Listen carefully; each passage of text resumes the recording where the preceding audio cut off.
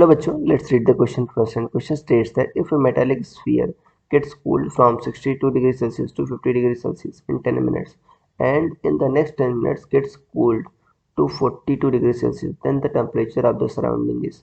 First option is 30 degrees Celsius, second is 36, third is 26 and fourth is 20 degrees Celsius.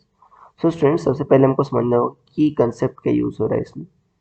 की concept is Newton's law of cooling.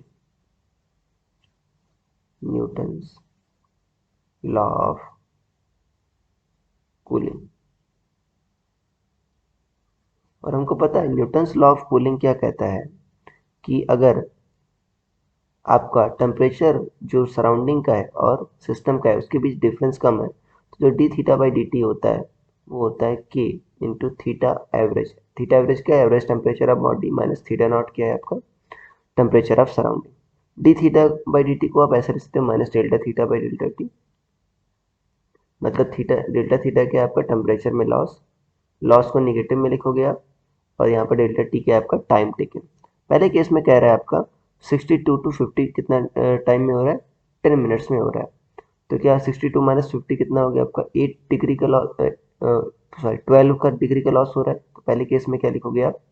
Minus minus 12 की loss हो रहा है ना, तो minus minus 12 upon time कितना है? 10 मिनट्स इक्वल टू के आपका कांस्टेंट है. Theta average. थीटा एवरेज क्या होगा? आप इसको जोड़ो 62 प्लस 50/2 कितना आएगा? ये आपका 2 प्लस 112/2. 2 5 जा 10 एंड 2 6 जा तो कितना आएगा? 56. तो पहले केस में कितना आया? 56 माइनस थीटा नॉट. ये पहले केस में आया. दूसरे केस में क्या आएगा देखते हैं.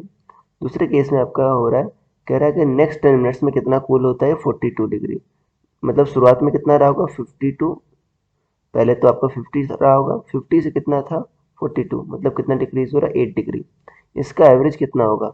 50 प्लस 42/2 कितना होगा? 92/2 मतलब 46. तो दूसरे केस में कह रहा है आपका 8 डिग्री डिक्रीज हो रहा है, राइट. 50 से जा रहा है 42. तो क्या लिखोगे आप? माइनस माइनस 8 अपॉन टाइम कितना ले रहा है आपका? 10 मिनट्स अगेन ले रहा है इक्वल टू की. यहाँ पर क्या लिखोगे? 46 माइनस थीटा नॉट. ये दूसरा इक्वेशन. अब आपको पूछा है कि सराउंडिंग का टेम्परेचर क्या, मतलब थीटा नॉट क्या है. दोनों को डिवाइड करते हैं बच्चों. 1/2 तो आएगा क्या? देखो 10 कैंसिल आउट हो जाएगा. क्या बचेगा आपका? 12/8 मतलब क्या बचेगा? 3/2 equal to 56 minus theta nought upon 46 minus theta nought. यहाँ पर क्या आ जाएगा आपका?